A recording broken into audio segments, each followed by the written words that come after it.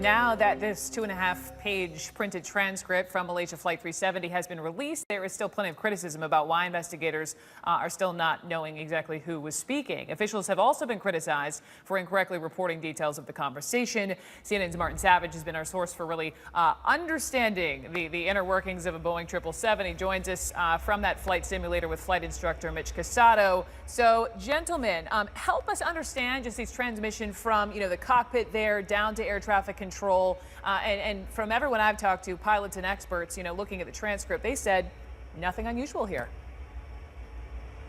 Yeah, it does look fairly normal. I got to say, even before this transcript came out last week, Mitchell and I decided to, with the simulator, run through everything we knew of 370, going from waiting at the taxi or at the gate, the passengers loading, then the pushback, the taxi out the runway, the takeoff, everything. And pretty much it came out exactly the same. I won't say we used the same radio calls, but almost to the same step by step. So it doesn't seem out of the ordinary, with the exception that Mitchell found one point towards the very end, 1:01:14 in the morning. The airline reports in Malaysian 370 maintaining flight level 350, meaning 35,000 feet.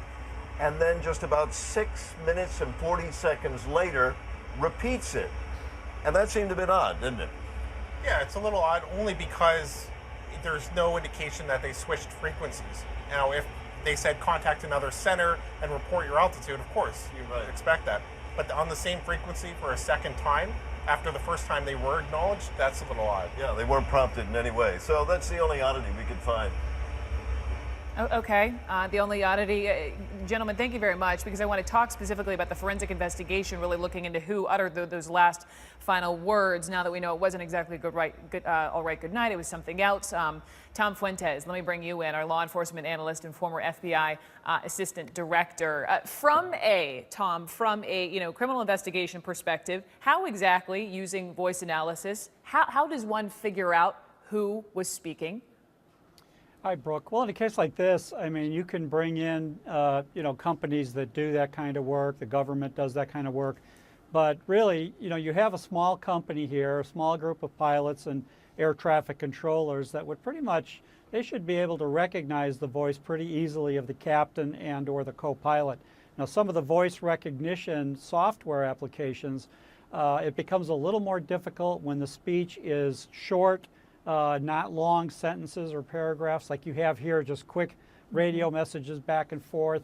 Also, the chances of having it garbled, ambient noise in the cockpit behind, the sound of motors or engines or bells or whistles or whatever, also would interfere with that. So really, there is software out there. There are applications. They're not 100%, but in this case, just humans that know both guys listening to their voices would probably be just about as effective.